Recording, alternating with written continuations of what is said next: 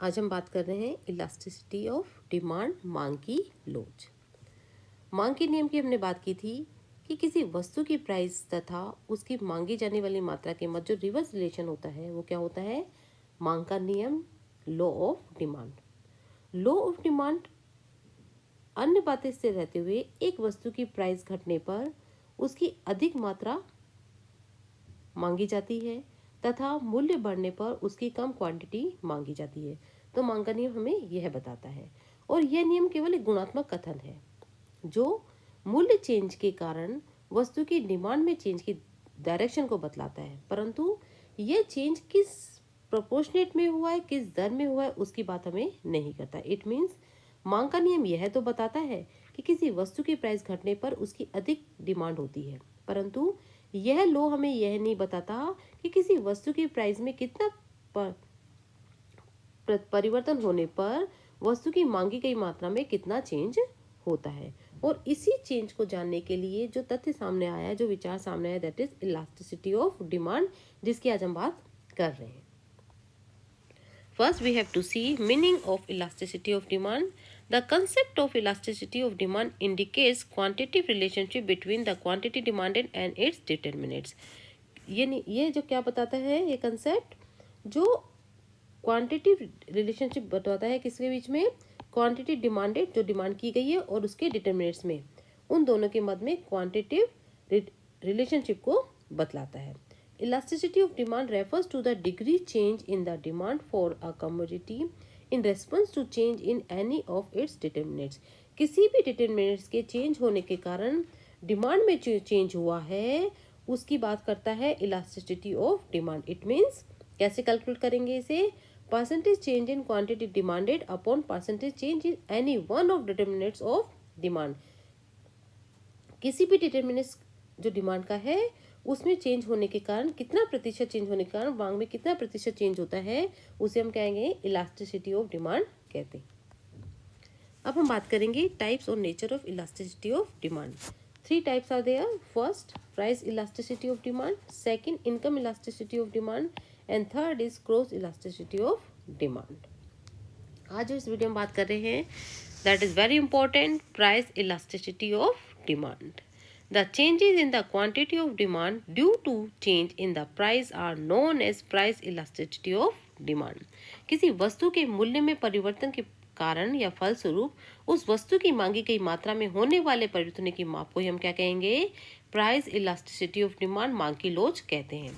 और इसमें अन्य तत्व, इट मीन्स उपभोक्ता की आय तथा अन्य वस्तु के मूल्य स्थिर रहते हैं, तभी हम इसको कैलकुलेट कर सकते हैं। Price elasticity of demand expresses the response of quantity demanded of a commodity to change in its price. Price में चेंज होने के कारण जो क्वांटिटी में चेंज होता है उसकी बात करती है price elasticity of demand. In other words, the measurement of the proportionate change occurring in the quantity of demand for a commodity on a certain change in its price known as price elasticity of demand. किसी वस्तु की मांग की लोच क्या है? उस वस्तु की सर्टेन चेंज होने पे, प्राइस में सर्टेन चेंज होने के कारण उसकी मांगी गई मात्रा में जो चेंज होता है उसको हम क्या कहेंगे? उस प्रोपोर्शनल चेंज को हम क्या कहेंगे? Elasticity of demand. इसी को ये कैलकुलेट करती है। It is a relative change in quantity demanded to a relative change in price. Clear? देखिए अब इसको कैसे कैलकुलेट करेंगे? EP equals to proportional change in quantity demanded of a commodity upon proportional change in price, और EP equals to change in quantity demanded upon quantity demanded divided by change in price upon price. और simply कैसे करेंगे इसे? EP equals to change in quantity upon quantity upon change in price upon price equals to change in quantity upon quantity multiplied by P upon change in price, or you can say change in quantity upon change in price multiplied by price upon quantity. This is change in quantity demanded, change in price, Q equals to quantity of the commodity and P equals to price of commodity. तो मांग की लोच क्या है? मांग की मात्रा में आनुपातिक परिवर्तन डिवाइडेड बाय मूल्य में आनुपातिक परिवर्तन। तो इस प्रकार इलास्टिसिटी ऑफ डिमांड किसी वस्तु के मूल्य में परिवर्तन के फलस्वरूप उसकी मांगी गई मात्रा में परिवर्तन की दर होती है। क्लियर? एग्जाम्पल से उसे और अच्छे समझ लेंगे। The demand of a commodity increase 50 from 40 on decreases a price from 10 to 8. Calculate its price elasticity of demand. तो चलिए कैलकुलेट कर लेते हैं। देखिए प्राइस और क्वांटिटी डिमांडेड कितना कितना हुआ देख लेते हैं। 10 और ये 8 हो गया, ये 40 और ये 50। पहले चेंज निकाल लेते हैं। क्वांटिटी चेंज कितना हुआ देखिए, 50 माइनस 40 इक्वल्स टू 10 और change in price equals to 10 minus 1 equals to 2। चलिए फॉर्मूला पुट करते हैं। EP equals to change in quantity upon quantity, change in price upon price. तो 10 अपॉन 40 अपॉन 2 अपॉन 10। क्लियर? और 10 upon 40 multiply by 10 upon 2 equals to 1.25। Clear? तो EP कितना हो गया है, 1.25। EP is more than 1, it will be called as highly elastic demand. Clear? तो इस तरह से हम कैलकुलेट कर सकते हैं। Now degree of price elasticity. अब देखिए इसकी श्रेणियां हैं, उनकी बात कर रहे हैं। तो 5 श्रेणियां इसकी, 5 डिग्रीज है। परफेक्ट इलास्टिक डिमांड, पूर्णतया लोचदार मांग, परफेक्ट इन इलास्टिक डिमांड, पूर्णतया बेलोचदार मांग, यूनिटरी इलास्टिक डिमांड, इकाई लोचदार मांग अथवा लोचदार मांग इसे कहते हैं, हाईली इलास्टिक डिमांड, अत्यधिक लोचदार मांग और हाईली इन इलास्टिक डिमांड, बेलोचदार मांग। तो first is perfectly elastic demand. Clear? EP कैसे होगी यहाँ, infinite. When the demand increases or decreases very fast, even by nominal or no change in the price of a commodity, it's known as perfectly elasticity of demand. तो जब किसी वस्तु के मूल्य में परिवर्तन न होने पर अथवा बहुत कम परिवर्तन होने पर भी वस्तु की मांगी गई मात्रा में अनंत परिवर्तन हो जाता है, इनफाइनाइट हो जाता है, तो ऐसी वस्तु की मांग की लोच क्या है, पूर्णतया लोचदार अथवा अनंत लोचदार मांग होती है। ऐसी वस्तु की अधिक इकाई बेचने के लिए एक फर्म को प्रचलित मूल्य में कमी करने की आवश्यकता नहीं होती, परंतु प्रचलित मूल्य में बहुत थोड़ी सी भी वृद्धि करने पर मांग में शून्य तक घटोती हो जाती है, मांग घट जाती है, शून्य हो जाती है अगर वृद्धि कर जाते थे। तो और मैथमेटिकली इसे ईपी इक्वल टू इनफाइनाइट कहते हैं। क्लियर? तो देखिए कैसे इस ग्राफ में देख लीजिए, ओ वाई एक्सिस में हमने प्राइस लिया है, ओ एक्स पे क्वांटिटी डिमांडेड।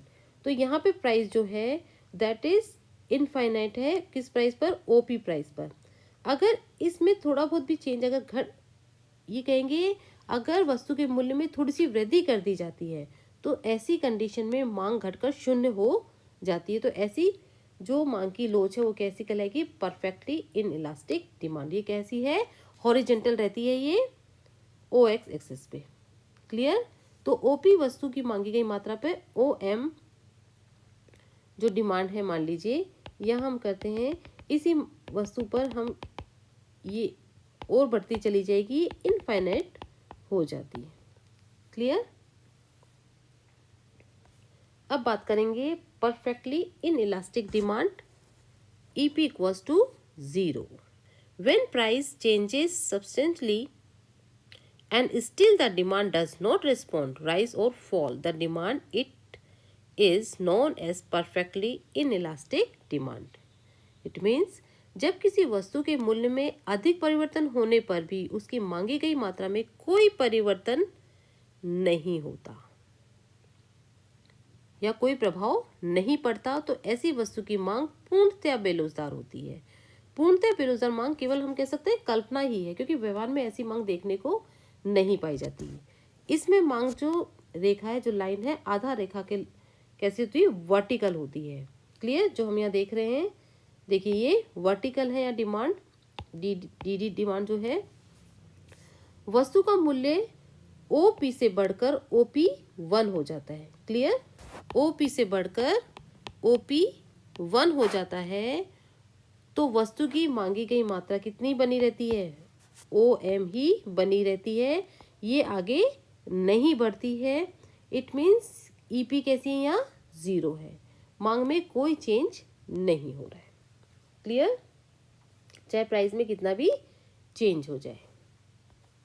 फिर है इलास्टिक डिमांड और यूनिट इलास्टिक डिमांड। इसे हम कहेंगे EP equals to 1 when the proportionate change in demand is equals to the proportionate change in price, the elasticity is equal to the unit. It is called elastic demand or unit elastic demand. It means जब वस्तु के मूल्य में परिवर्तन होने पर उसी अनुपात में वस्तु की मांग में परिवर्तन होता है तो उस वस्तु की मांग को इकाई लोचदार अथवा लोचदार मांग कहते हैं। इसे हम कैसे एक्सप्रेस करेंगे, EP इक्वल्स टू 1।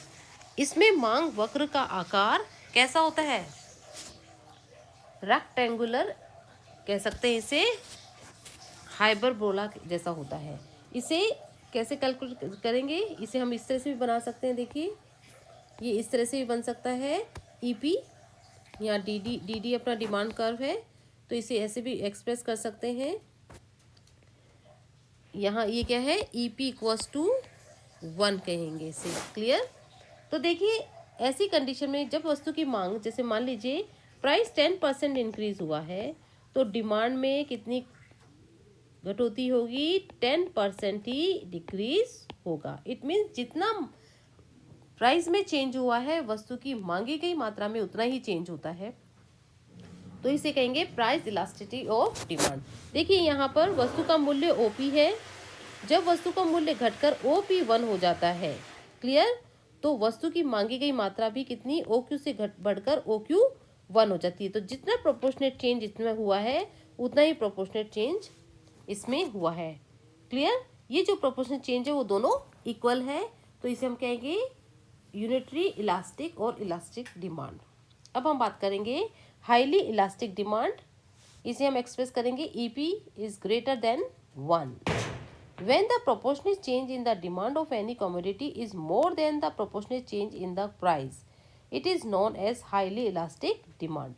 जब किसी वस्तु की मांग में थोड़ा परिवर्तन होने पर उसकी मांग में अधिक परिवर्तन होता है तो उस वस्तु की मांग क्या होगी, हाईली इलास्टिक डिमांड होगी।